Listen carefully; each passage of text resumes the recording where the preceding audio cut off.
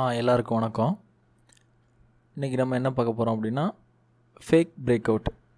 அதாவது அந்த fake break out எப்படியெல்லாம் வரும், அந்த ஃபேக் பிரேக் அவுட்டை நம்ம எப்படி அவாய்ட் பண்ணலாம் அப்படிங்கிறத நம்ம பார்க்கலாம்.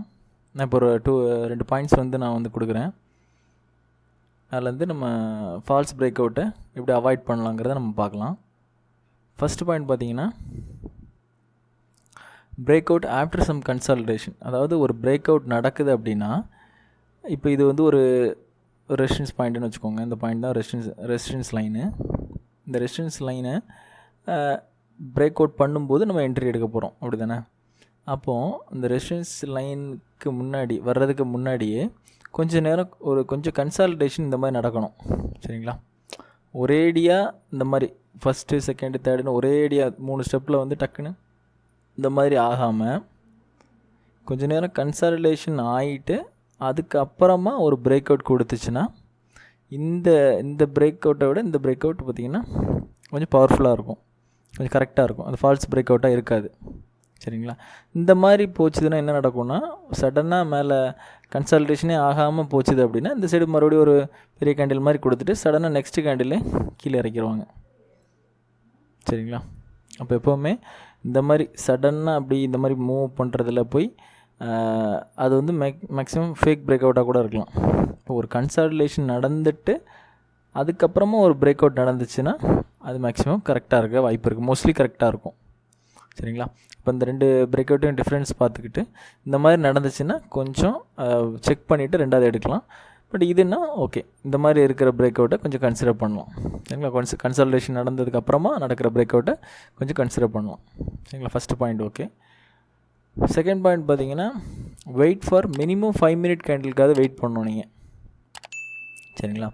ஒரு சிலர் என்ன பண்ணுவாங்கன்னா, 5 மினிட் தான் டைம் ஃப்ரேம் வச்சுருப்பாங்க.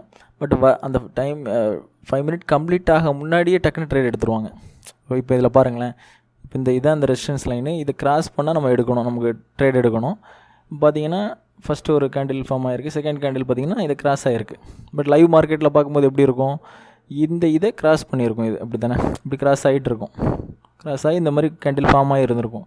இப்போ நம்ம பார்க்கும்போது என்ன பண்ணுவோம், ஓகே இது கிராஸ் ஆகிடுச்சு, இப்போ நம்ம எடுத்துடலாம் அப்படின்னு நம்ம ட்ரேட் எடுப்போம். இன்கேஸ் அது என்ன நடந்திருக்கும், இந்த மாதிரி ஃபார்ம் ஆகாமல் அதுக்கு க்ளோஸ் ஆகிறதுக்கு முன்னாடி பார்த்திங்கன்னா கீழே வந்துடும், அந்த ரெசிஸ்டன்ஸ் லைனோட தாண்டி கீழே வந்துடும். ஏன்னா செல்லர்ஸ் இங்கே இருக்காங்க, செல்லர்ஸ் இருக்கிறனால கீழே வந்துடுது. சம்டைம்ஸ் அது கீழே கூட போயிடலாம். அப்போ இதுதான் ஃபேக் பிரேக் அவுட் நடக்கிறதுக்கு சான்ஸ் அதிகம், இந்த மாதிரி தான் நடக்கும். அப்போ என்ன பண்ணணும், 5 மினிட் வரைக்கும்னா 5 மினிட் வரைக்கும் ஃபுல்லாக வெயிட் பண்ணணும், 5 மினிட் முடிகிற வரைக்கும் வெயிட் பண்ணணும், சரிங்களா? அப்போ நெக்ஸ்ட் கேண்டில் பாருங்கள், அதே அந்த மாதிரி தான் ஆகுது. எப்போ அந்த 5 மினிட் ஃபுல்லாக கம்ப்ளீட் ஆகி இந்த லைனை கிராஸ் பண்ணுதோ, இந்த இதில் பாருங்கள், இதில் தான் அது இந்த ரெசிஸ்டன்ஸ் லைனை தாண்டி க்ளோஸ் பண்ணியிருக்கு. அப்போ இங்கே தான் நம்ம என்ட்ரி எடுக்கணும், இந்த இடத்துல தான் என்ட்ரி எடுக்கணும்.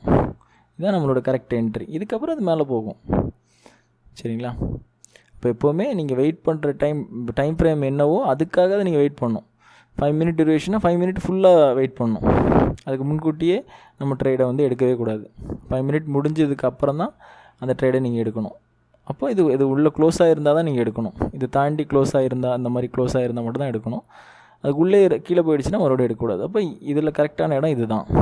இந்த மாதிரி நம்ம ஃபால்ஸ் பிரேக் அவுட்டை அவாய்ட் பண்ணலாம், சரிங்களா? இப்போ 2 பாயிண்ட்டு சொல்லியிருக்கேன்.